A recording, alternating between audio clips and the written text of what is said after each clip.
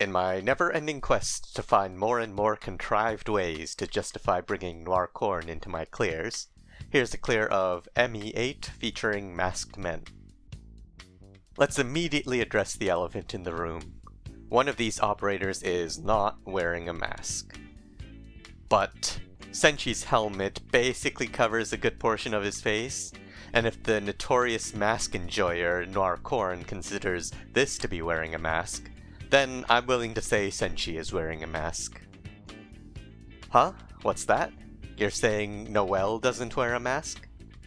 Well, he could have fooled me, since this dude absolutely refuses to show his face whenever I'm pulling for him on any banner. Okay, seriously though, this event mechanic asks for a lot of healing, and especially incentivizes multi-target healing. And while I haven't seen the stage yet, I have a feeling I'm not going to be able to make a Maleknights clear for MEEX8 that I like enough to post.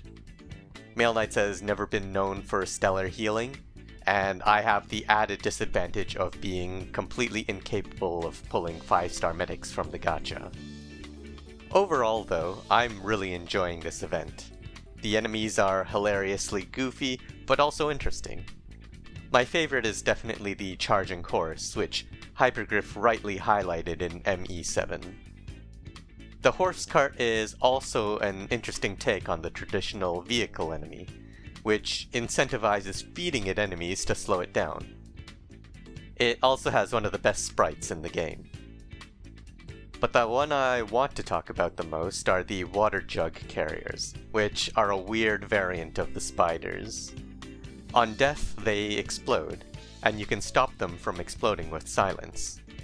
But instead of an explosion that damages you, it heals enemies.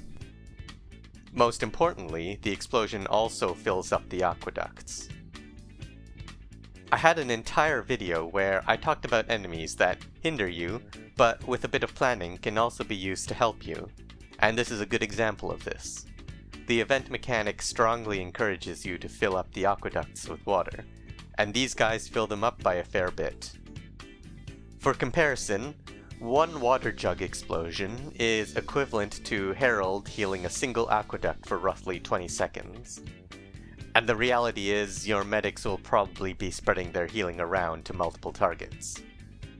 So these guys basically allow you to do the event mechanic, while not having to overly bloat your squad with medics, while also not rendering them redundant.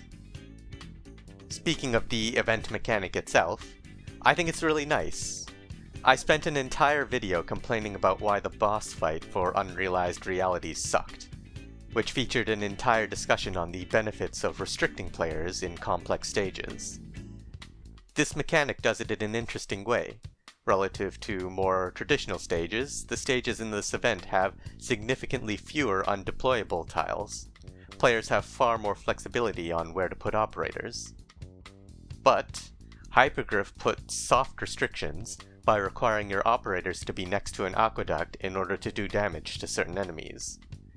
This design gives more room to do weird and niche clears, while still giving clear guardrails to guide players who are struggling with how to approach a stage. As for this boss, it's nice to finally have something that I can just block normally for once. I understand why Hypergriff tries to avoid letting us infinitely stall bosses, and they should probably keep making unstallable bosses, but it is nice to get a break once in a while. And while Xanthan Gumboy is relatively straightforward to stall, his summon is a fair bit trickier and requires a fair amount of healing and protection if you want to stall it for an extended period of time. That water-sucking skill really outranges all medics. Okay, that's all I have to say about this clear and this event. Wang's banner is just around the corner, and with it, another opportunity for me to fail to pull a 5-star medic. I can't wait. Thanks for watching. You're responsible for victory, and the lives of those who follow your orders. It's a wonderful thing.